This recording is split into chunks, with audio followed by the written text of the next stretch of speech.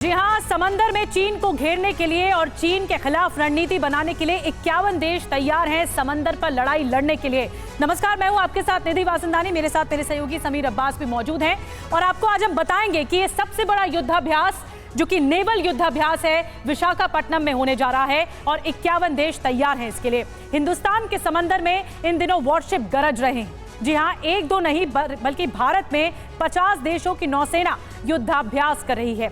ऐसा पहली बार हुआ है कि इतने सारे देश मिलकर, वहां की नौसेना मिलकर किसी देश में युद्धाभ्यास कर रहे हो। जी हाँ, ये सब कुछ हो रहा है मिलन 2024 में। समंदर में दुनिया के इतने देशों की नौसेना के जुटने से चीन जबरदस्त टेंशन में है। उसका टेंशन में होना लाजमी भी है। इसकी एक नहीं कई वजह हैं। पहले देख लेते हैं कि हिंदुस्तान के समंदर में कितना बड़ा युद्धाभ्यास चल रहा है। सबसे बड़ा युद्धाभ्यास इसे क्यों कहा जा रहा है और क्यों है चीन जबरदस्त टेंशन में। हिंदुस्तान में 50 देशों की नौसेना विशाखापट्टनम में मिलन 2024 के तहत एक साथ एकजुट है। भारतीय समंदर में बड़े बड़े युद्धपोत वॉर ड्रिल कर रहे हैं और इसमें कई चीन विरोधी देश भी हैं। कई चीन के समर्थक देश भी शामिल हैं और चीन को घेरने की बड़ी रणनीति बन रही है। भारत की बढ़ती ताकत से चीन परेशान है और यह युद्धाभ्यास चलेगा कब तक, यह भी जान लीजिए। 27 फरवरी तक यह युद्धाभ्यास चलेगा और इससे जुड़ी जो बड़ी खबर है वो सबसे पहले हम आपके सामने रखने जा रहे हैं। जी, इस वक्त की एक और बड़ी खबर आपको बता दें, विशाखापट्टनम में आज से सबसे बड़ा युद्धाभ्यास जारी है और समंदर में चल रहा ये युद्धाभ्यास जिसे मिलन 2024 का नाम दिया गया है। आज दूसरा दिन है इसका बताया जा रहा है क्योंकि 19 फरवरी से इसकी शुरुआत हुई और आज बड़े बड़े जंगी जहाज अपना करतब दिखाते हुए समंदर पर दिखाएंगे। 51 देशों की नौसेना इसमें शामिल हो रही है और ये जो पूरा युद्धाभ्यास है, ये जो एक्सरसाइज है, वॉर एक्सरसाइज 27 फरवरी तक चलेगी। सबसे बड़ी ये नेवी ड्रिल बताई जा रही है। समंदर पर रणनीति बनाई जाएगी ताकि चीन को, ड्रैगन को घेरा जा सके और इसके लिए ये युद्धाभ्यास कराया जा रहा है। कई युद्धपोत शामिल हो रहे हैं इसमें जो कि करतब दिखाते हुए भी दिखेंगे।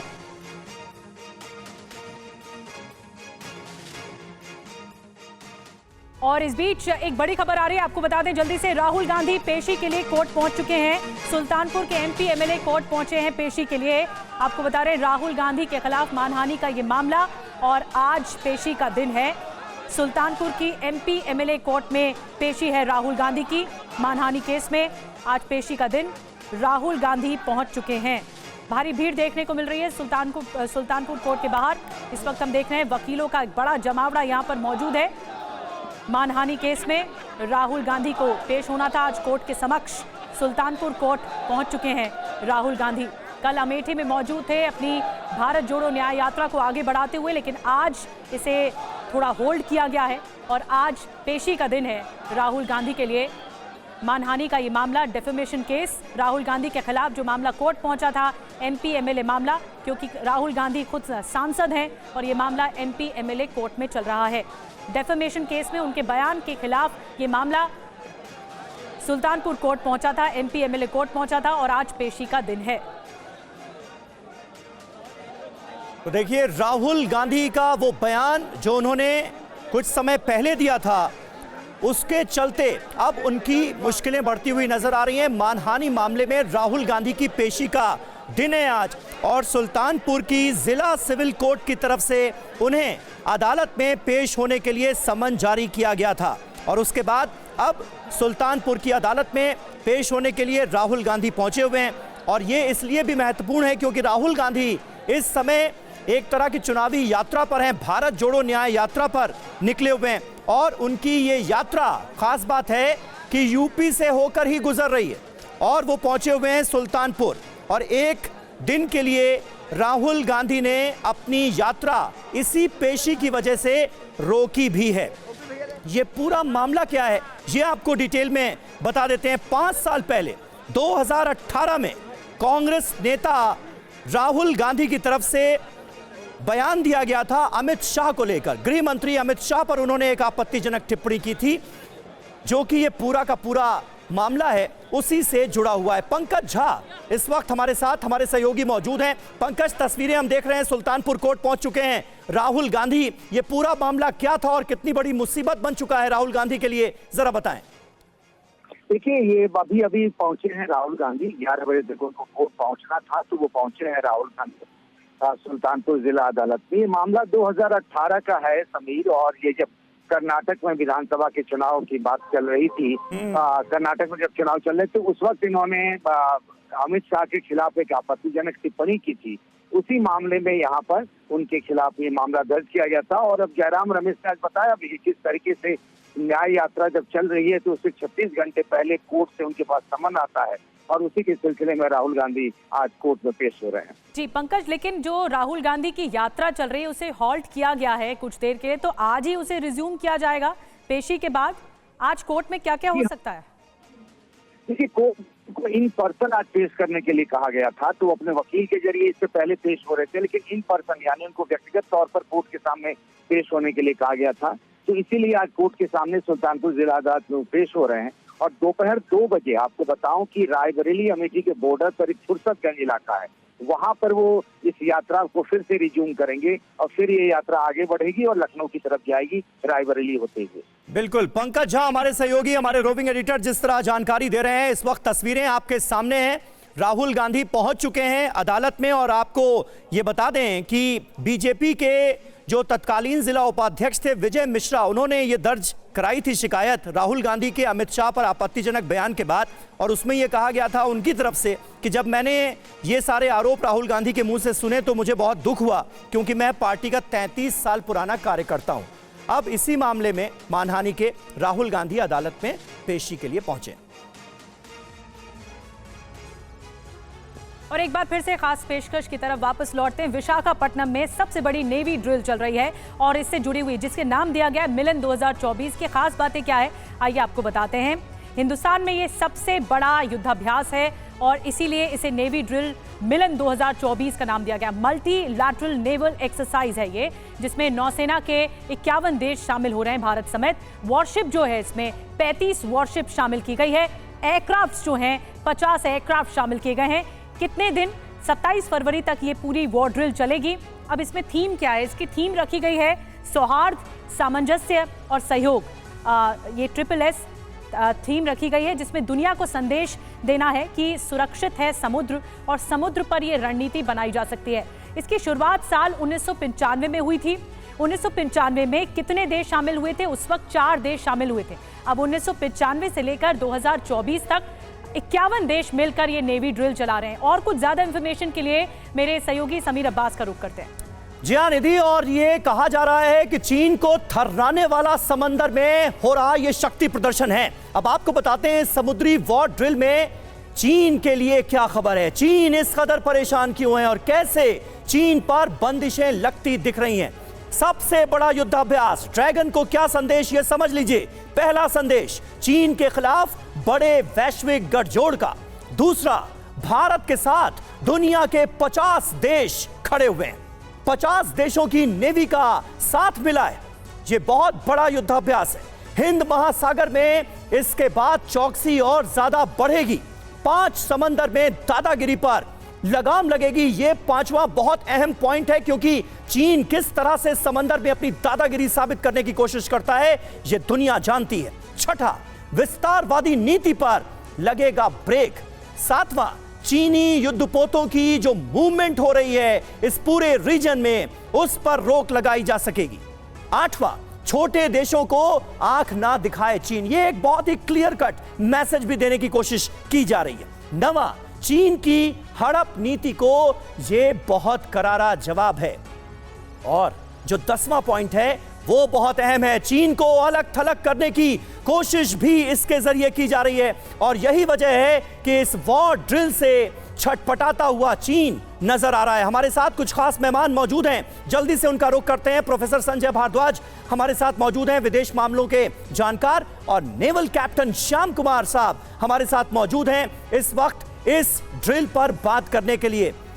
सबसे पहले अंजू निर्वाण के पास लेकिन हम आपको लिए चलेंगे, जो लगातार इस ड्रिल पर अपनी नजर बनाई हुई हैं और हर एक्सक्लूसिव खबर हम तक पहुंचा रही हैं। अंजू, सबसे पहले विशाखापट्टनम से क्या डिटेल्स आप देना चाहेंगी, उसके बाद हम अपनी चर्चा की शुरुआत करेंगे।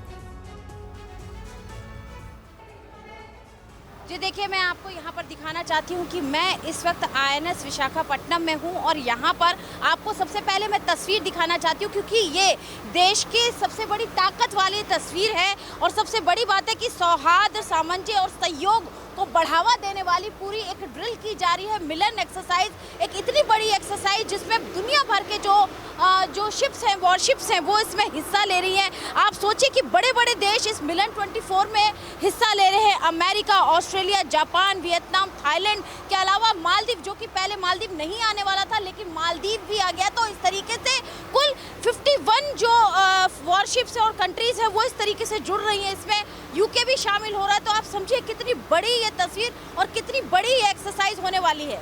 जी, तो कहा जा सकता है अंजू कि चीन के जो विरोधी देश हैं वो भी हैं और समर्थक देश भी इसमें शामिल हैं। जी बिल्कुल, आप बिल्कुल सही कह रहे हैं कि इस जो एक्सरसाइज हो रही है, मिलन एक्सरसाइज, जो कि खास तौर से बे ऑफ बंगाल में हो रही है, उसमें ऐसी कंट्रीज भी शामिल है जो भारत की बिल्कुल सहयोगी कंट्रीज है। लेकिन कुछ ऐसी कंट्रीज जिनका की झुकाव अब चाइना की ओर हो रहा है, जैसे कि मालदीव्स की अगर बात करें तो पहले मालदीव्स इस एक्सरसाइज में शामिल नहीं हो रहा था लेकिन अब उनकी भी वॉरशिप इसमें शामिल हो रही है। तो इस तरीके से पहले मैं आपको एक बार यहाँ की तस्वीर एक बार दिखाना चाहूंगी। अपने कैमरा पर्सन विजय मंगई से कहूंगी दिखाइए। देखिए, हमारे सामने जो वॉरशिप खड़ी हुई है इस वक्त, ये वॉरशिप जो है ये INS मुंबई है, जो कि खास तौर से इसको मुंबई शहर के नाम पे ही इसको दिया गया है और मझगांव शिपयार्ड ने इसे डिजाइन किया था। इसके अलावा अगर हम आगे की तस्वीर आपको दिखाएं तो धीरे धीरे जो शिप्स हैं, तमाम तरह की जो शिप्स हैं वो धीरे धीरे यहाँ पर आ रही है। तो एक्सरसाइज का असली जो चेहरा है या एक्सरसाइज की असली जो तस्वीर है वो थोड़े समय बाद दिखाई देगी। लेकिन बिल्कुल, तभी हम वापस भी लौटेंगे आपके पास अंजू। बड़ी तस्वीर आप दिखा पाएंगे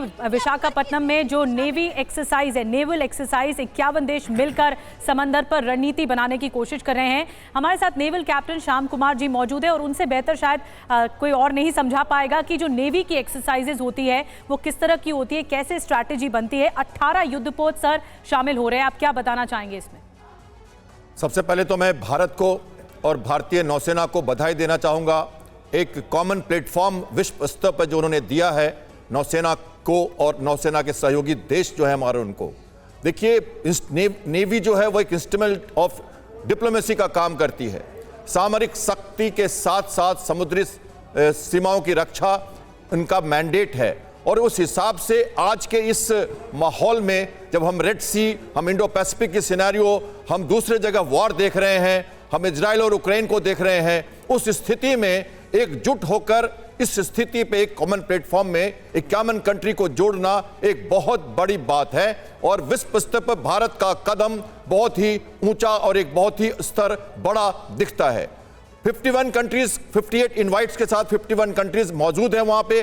18 से ज्यादा वॉरशिप्स और एक LRMR जो long range maritime petrol aircraft है वो भी मौजूद है। भारत के दोनों एयरक्राफ्ट कैरियर और इंडिया की मैरीटाइम कैपेबिलिटी पूरी तरह से डिस्प्ले पे है, जो पूरी देश और दुनिया इसको देखेगी। तो एक हार्बर फेज और सी फेज के रूप में एक बहुत बड़ा कोलैबोरेशन, कोऑपरेशन और एक कॉमरेडरी डेवलप होने वाली है, जो एक नया स्टैंडर्ड ऑपरेटिंग प्रोसीजर्स के साथ अपनी एडवर्सरीज के अगेंस्ट। सही बात है, बिल्कुल। और चीन के खिलाफ जब 51 देश एक साथ आकर एक बड़ा मैसेज देते हैं तो आने वाले वक्त में चीन की कारगुजारियों पर लगाम लगाने की भी प्रोफेसर संजय भारद्वाज इसे एक कोशिश माना जा सकता है क्या?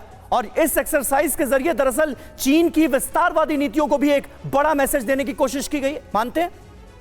देखिए, बात आपकी ठीक है कि चीन कोइंसिडेंटली चीन के विरुद्ध एक तरीके से खेमेबाजी कह सकते हैं, लेकिन मैं इस बात को बहुत ज्यादा सहमत नहीं हूँ। अच्छा, बात यह है कि जो तीन पर्टिकुलरली जो साउथ चाइना सी है, इंडियन ओशन है और रेड सी है, उसमें जिस तरीके से इनसिक्योरिटी बढ़ रही है उसके लिए सबसे बड़ा जो कारण है वो चीन का विस्तारवाद है। तो आप इसको कह सकते हैं कि चीन के विस्तारवाद एक कंसर्न है और जिसकी वजह से जो कंट्रीज, लगभग जो 4 कंट्रीज से जो एक एक्सरसाइज शुरू हुआ था, आज 51 कंट्रीज उसमें जुड़ चुके हैं। तो निश्चित रूप से ये जो विस्तारवाद है, जो रिविजनिस्ट अप्रोच है चीन का, इसके लिए आप जिम्मेदार मान सकते हैं। लेकिन मैं 2-3 बातें और जोड़ना चाहूंगा। देखिए, ये इसकी शुरुआत हुई थी जो हमारा लुक ईस्ट पॉलिसी है, वहां से शुरुआत हुई थी। आपने 1995 का जिक्र किया, और उसमें जो महत्वपूर्ण पक्ष थे उसमें कॉमर्शियल कनेक्टिविटी की बात थी,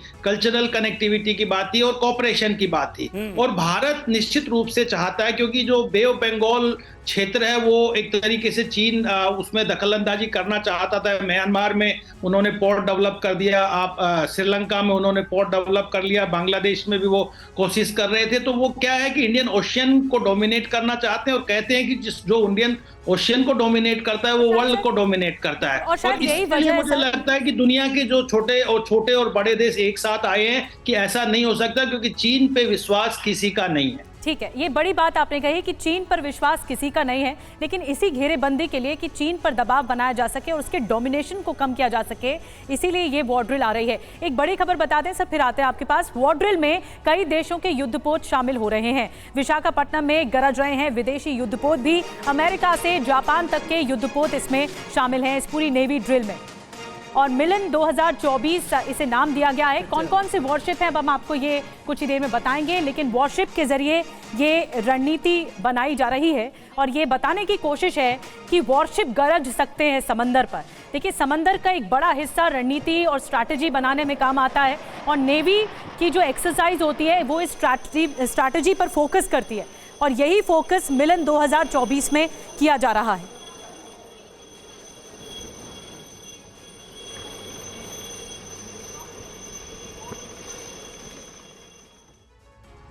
और मिलन 2024 में कौन कौन से वॉरशिप्स हैं, आइए जल्दी से आपको बता देते हैं। अमेरिका, यूनाइटेड स्टेट्स नेवी, जिसे यूएसएस हेल्सी DDG 97 ये युद्धपोत है। इसके अलावा जापान का जो युद्धपोत है जंगी जहाज, जापानी maritime self defence force JS सजानामी, ये इसका युद्धपोत है। इसके अलावा ऑस्ट्रेलिया का रॉयल ऑस्ट्रेलियन नेवी हमास वाररमुंगा, ये ऑस्ट्रेलिया का युद्धपोत है, इसे नाम दिया गया है। वियतनाम का भी युद्धपोत शामिल हो रहा है, वियतनाम पीपल्स नेवी कावेट 20। थाईलैंड का युद्धपोत जंगी जहाज शामिल हो रहा है, जिसका नाम है रॉयल थाई नेवी HTMS प्रचुप खिरी Khan OPV 552।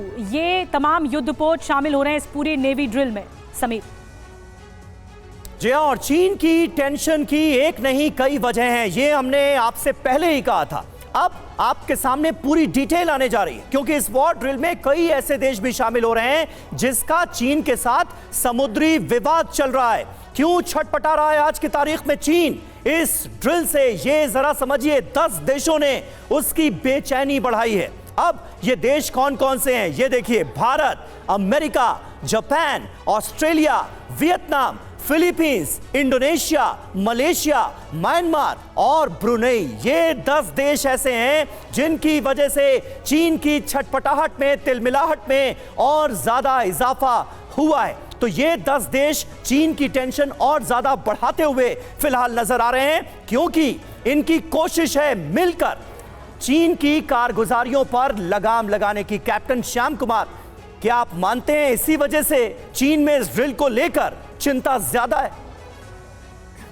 Bharat look east policy के साथ बढ़ा था, फिर लुक एक्ट पॉलिसी बनी, और अब हम security of all in the region SAGAR के रूप में देखते हुए इसको हम इंडियन ओशियनिक रीजन के कंसर्न में पैसिफिक तक ले जा रहे हैं। तो साउथ ईस्ट एशियन कंट्रीज हमारे साथ हैं। हमने अपने एक शिप कॉर्वेट क्लास को वियतनाम को गिफ्ट भी किया है, और हमारी प्रेजेंस ऑफ इंडो पैसिफिक में पूरी तरह से दिख रही है।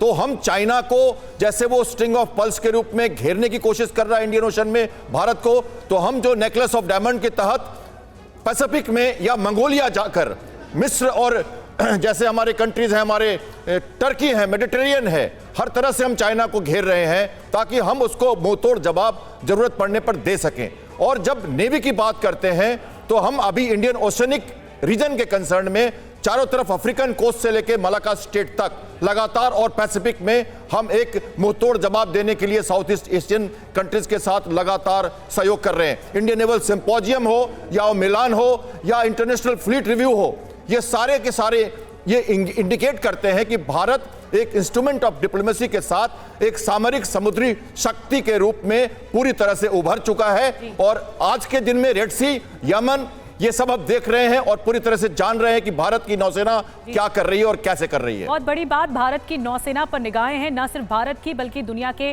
कई और देशों की नौसेना जो कि भारत को सपोर्ट करने के लिए, उसे हेल्प करने के लिए भी मौजूद है। ये आपसी तालमेल या सामंजस्य है जो सामने आ रहा है। युद्धाभ्यास में भारत के कई बड़े युद्धपोत भी शामिल हो रहे हैं, जैसे कि INS विक्रमादित्य, INS विक्रांत शामिल है। भारत के करीब 50 युद्धक विमान इसमें शामिल हैं। तो ये रणनीति है जो कि भारत की ओर से बनाई गई, जिसमें INS विक्रमादित्य, INS विक्रांत, ये जंगी जहाज शामिल हो रहे हैं। जंगी बेड़ा है ये भारत का। तो देखिए, समंदर में हिंद का दम किस तरह से दिखाया जा रहा है, उसकी पूरी डिटेल हम आपके सामने लाने जा रहे हैं, क्योंकि कौन कौन से युद्धपोत इस ड्रिल का हिस्सा हैं ये आप जान लीजिए। ये देखिए, आपके सामने आ गया INS विक्रमादित्य। इसके अलावा और कौन सा युद्धपोत इसमें शामिल है, ये देखिए INS विक्रांत। ये तमाम वो युद्धपोत जो कि समंदर में हिंद का दम दिखाने के लिए बेकरार हैं, और इसमें INS चेन्नई भी शामिल है। जी हाँ, इसके अलावा फाइटर जो प्लेन्स हैं, जो फाइटर विमान होते हैं, उसके जरिए 29K MiG-29K, जिसमें तेजस भी शामिल है, P-8I समुद्री टोही, पनडुब्बी रोधी विमान और कुल 20 युद्धपोत, 50 युद्धक विमान इसमें शामिल हैं। अंजू हमारे साथ लगातार विशाखापट्टनम में बनी हुई है। विशाखापट्टनम में पहली बार ये आयोजन हो रहा है अंजू, और इसीलिए भी सबकी निगाहें इस वक्त विशाखापट्टनम में हैं। कुछ देर में ये जो वॉर एक्सरसाइज से जुड़ी हुई शानदार तस्वीरें हैं, शौर्य से भर देने वाली तस्वीरें, वो सामने आएंगी।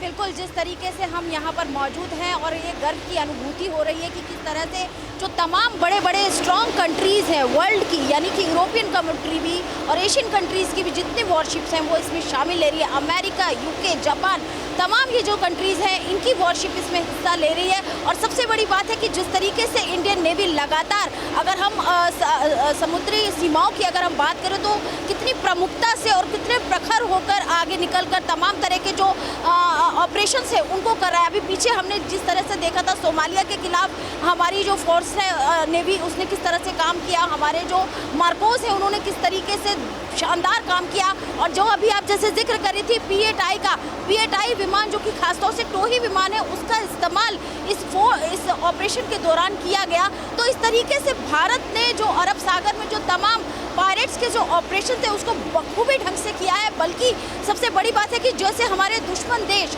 पाकिस्तान के भी जो क्रूज थे उनको भी बचाया गया था कि किस तरह से पूरे ऑपरेशन को नेवी ने बखूबी ढंग से निभाया। और अगर हम इस वक्त आपको यहाँ की तस्वीरें दिखाएं तो धीरे धीरे करके एक एक करके जो अलग अलग कंट्रीज़ की जो वॉरशिप्स है यहाँ पर शामिल होनी है। कुल 51 देशों की जो वॉरशिप्स है वो शामिल होनी है। तो उसमें सबसे बड़ी बात है कि हमारा जो एयरक्राफ्ट है MKI, जो खासतौर से नेवी जिसका इस्तेमाल करती है डे एंड नाइट, एक ऐसा एयरक्राफ्ट जो कि डे एंड नाइट आराम से फ्लाई कर सकता है, तमाम तरह के ऑपरेशन कर सकता है, वो भी इसका हिस्सा है। भारत का जो तेजस एयरक्राफ्ट है जिसका इस्तेमाल नेवी के लिए भी किया जा रहा है, वो भी इसका हिस्सा है। तो इस तरीके से एक बड़ी तस्वीर निकलकर पूरी इस जो एक्सरसाइज है इस पर निकलकर आने वाली है। बिल्कुल अंजू, बने रहिए आप हमारे साथ। अंजू निर्माण हमारी सहयोगी विशाखापट्टनम से अहम जानकारियां हम तक पहुंचा रही हैं। और इस बीच आपको बता दें, 2 चरणों में हो रहा है ये युद्धाभ्यास। मिलन 2024 युद्धाभ्यास 2 चरणों में होने वाला है। इसके 2 फेजेस हैं। इन 2 चरणों में क्या होगा ये अब हम आपको बताते हैं। मिलन 2024 युद्धाभ्यास 2 फेजेस में हो रहा है। इन 2 चरणों में होगा क्या, इसकी भी डिटेल अब TV9 भारतवर्ष आपको देने जा रहा है। यानी हार्बर फेज और कॉम्बैट फेज की पूरी डिटेल अब आपके सामने होगी। तो सबसे पहले तो आपको यह बता दें, इस डिटेल पर अगर आप नजर डालेंगे तो हार्बर फेज जिसका मैंने जिक्र किया 19 से 23 फरवरी तक इसे अंजाम दिया जाएगा। इसमें टेबल टॉप एक्सरसाइज होगी। और कॉम्बैट फेज जो है वो 24 से 27 फरवरी का है। इसमें एंटी सबमरीन एक्सरसाइजेस को अंजाम दिया जाएगा। जी हाँ, तो हार्बर फेज की बात हो रही है। अभी हार्बर फेज चल रहा है, ऑपरेशनल एक्सरसाइजेस इसमें हो रही हैं। जो एग्जीक्यूशन हो रहा है, एग्जीक्यूशनल एक्सरसाइजेस इसमें हो रही हैं। 19 से 23 फरवरी तक ये चल रहा है, जो अभी चल रहा है। आज 20 फरवरी है। और इसके अलावा कॉम्बैट फेज में 24 से 27 फरवरी में एंटी एयरक्राफ्ट एक्सरसाइज होगा। ये भी बहुत महत्वपूर्ण होगा।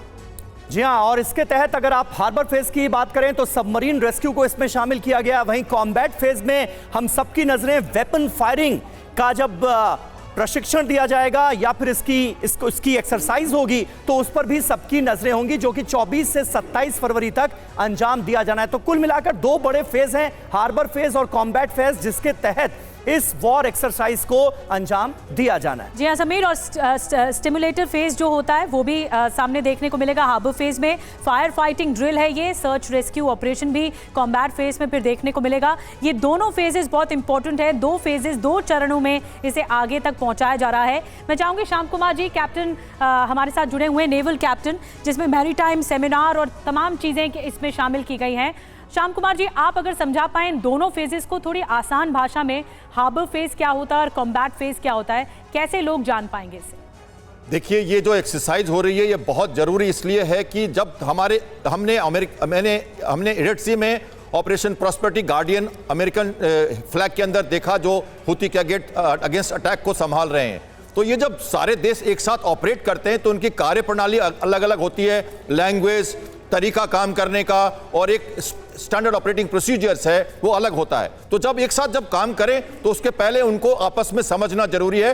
तो हार्बर फेज में war games, table top simulated exercises, एक दूसरे के साथ आदान प्रदान, उनकी नीति, उनकी पॉलिसीज को समझना, उनके तरीकों को समझना, ये जरूरी है। और इसके साथ वो सी फेज में उसका कार्यान्वयन, जैसे surface to surface firing live होगी, air to surface firing, cross deck landing, aircraft control, दूसरे शिप को दूसरे शिप में ले जाना, किसी को किसी शिप में उतारना। तो जब मलेशिया और भारत के शिप एक दूसरे से मिलेगी तो हेलीकॉप्टर को लैंड भी कराना है, फायरिंग भी करनी है, तो ये होगा एक्सरसाइज। इसके साथ जब हम देखते हैं कि किसी को सबमरीन रेस्क्यू है, सर्च एंड रेस्क्यू है, बहुत बड़ा समुंदर है, बहुत बड़े ओशन है, तो एक साथ रिसोर्सेज मैनेजमेंट जब तक ना करेंगे, एक दूसरे को सहयोग नहीं करेंगे, जरूरत पड़ने पर हम चैलेंजेस को मीट नहीं कर सकते। तो मर्चेंट शिप्स को, सी फेयरर्स को कॉन्फिडेंस देना, सी लेन्स ऑफ कम्युनिकेशन को पूरी तरह से रूल बेस्ड रखना, और ब्लू इकोनॉमी और भारत की जो इकोनॉमी है उसको हमेशा आगे ले जाने में समुद्री रास्तों को खोलना जो बहुत जरूरी है। इन सबों के साथ हम ये एक्सरसाइज देखते हैं और भारत की जो बिल्कुल यानी इकोनॉमी है 2024 ये जितनी बड़ी एक्सरसाइज है उतने ही बड़े इसके मकसद हैं, उसका मोटिव है। ये आपने बहुत डिटेल में समझाया। आप सभी का बहुत बहुत शुक्रिया हमारे साथ जुड़ने के। मानहानि केस में राहुल गांधी को जमानत मिल गई है। सुल्तानपुर की एमपी एमएलए कोर्ट ने राहुल गांधी को जमानत दे दी है। 2018 में गृह मंत्री अमित शाह पर एक विवादित टिप्पणी की थी राहुल गांधी ने अपने चुनाव प्रचार के दौरान, अपने भाषण के दौरान, और उसी से जुड़ा ये पूरा का पूरा मामला है। एक बीजेपी नेता ने उनके भाषण के बाद आहत होकर यह मामला दर्ज कराया था, जिसमें अदालत ने उन्हें पेश होने को कहा था। और अब जो जानकारी मिल रही है वो ये कि एमपी एमएलए कोर्ट ने उन्हें जमानत दे दी है। पंकज के पास कुछ और डिटेल है। पंकज, बताएं जरा। देखिए, मैं अभी सुल्तानपुर जिला कोर्ट के सामने खड़ा हूं। ये जो अदालत है, और अब से कुछ देर पहले राहुल गांधी यहां से निकले हैं और जमानत जो उनको मिली है यहाँ पर, उनको चूंकि इन पर्सन पेशी होनी थी कोर्ट के सामने, व्यक्तिगत रूप से वो पेश हुए हैं और फिर यहाँ से आगे वो निकले हैं यात्रा के लिए। जो उनकी न्याय यात्रा जारी है, 2 बजे दोपहर फुर्सतगंज से निकलेंगे। और कांग्रेस पार्टी के नेताओं का आरोप है कि ये सब जो कोर्ट कचहरी के चक्कर लगाने पड़ रहे हैं राहुल गांधी को, वो जानबूझकर अटकाने और भटकाने, उनकी यात्रा को डिरेल करने की कोशिश के तहत इसे देखा जा रहा है। जब तक कांग्रेस के नेताओं से हमने इस बाबत ही बात की है कि आज चूंकि यात्रा में अखिलेश यादव को शामिल होना था, उन्होंने कहा अभी भी बातचीत जारी है, लेकिन अखिलेश आज उनकी यात्रा में साथ नहीं होंगे। लेकिन बहरहाल राहत की खबर है कि उन्हें जमानत मिल गई है। जी बिल्कुल पंकज, राहत मिली है राहुल गांधी को, और वहीं कोर्ट से इस वक्त एक प्रतिक्रिया भी सामने आ रही है।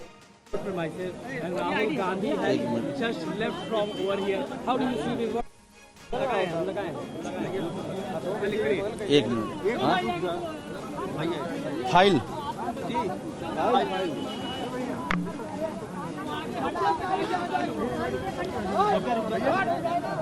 राहुल गांधी जी ने 8/5/2018 को कहा था, Amit Shah has been accused of murder, the Supreme Court themselves have mentioned the Loya case, so I don't think Amit Shah has a lot of credibility. Let's look into his background, let's see what is responsible for, let's see how he does politics, and also don't forget that he is murder accused.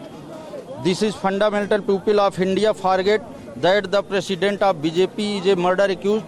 इस तरह से उन्होंने अभद्र भाषा का प्रयोग किया था उसी पर इनकी जो वीडियो क्लिप दाखिल हुई थी और जो गवाहों का बयान हुआ था उसको कंसीडर करते हुए ऑनरेबल कोर्ट ने इनकी तलबी किया था। संतोष पांडे। आप वकीलों को सुन रहे थे, उन्होंने कहा है कि जो 2018 का मामला था, इस मामले में उन्हें जमानत मिल गई है। डेफेमेशन केस, मानहानि का मामला। पंकज झा हमारे साथ लगातार बने हुए रोबिंग एडिटर। पंकज, कोर्ट की तरफ से राहुल गांधी को जमानत देने के साथ साथ क्या अहम बातें कही गई हैं? क्योंकि मामला पुराना था, 2018 का था, मानहानि का केस था, अमित शाह के खिलाफ विवादित टिप्पणी की गई थी, तो ऐसे में कोर्ट की तरफ से क्या कुछ आगे कहा गया है राहुल गांधी को? देखिए, ये बयान जो था वो 2018 का आपने वकील साहब को सुना है कि किस तरीके से मई में उन्होंने अमित शाह के खिलाफ दिया था। कोर्ट में इससे पहले वो कभी व्यक्तिगत रूप से पेश नहीं हुए थे, वकील के थ्रू पेश हो रहे थे। इस बार जो उनको सम्मन जारी किया गया था उसमें खुद उनको रहने के लिए कहा गया था और वो कोर्ट के सामने पेश हुए और जो कहा गया था कि बयान को लेकर के वीडियो और इनकी बात की कोर्ट में अगली तारीख उनको तय की जाएगी, थोड़ी देर में आ जाएगी और उनको जमानत दे दी गई मानहानि वाले इस मामले में। मुश्किल से 5 से 7 मिनट तक ये कार्रवाई चली अदालत के अंदर सुल्तानपुर डिस्ट्रिक्ट कोर्ट में। चलिए, बहुत बहुत शुक्रिया पंकज झा सुल्तानपुर से सीधे हमारे साथ जुड़ने के लिए और ये जानकारी हमें देने के लिए।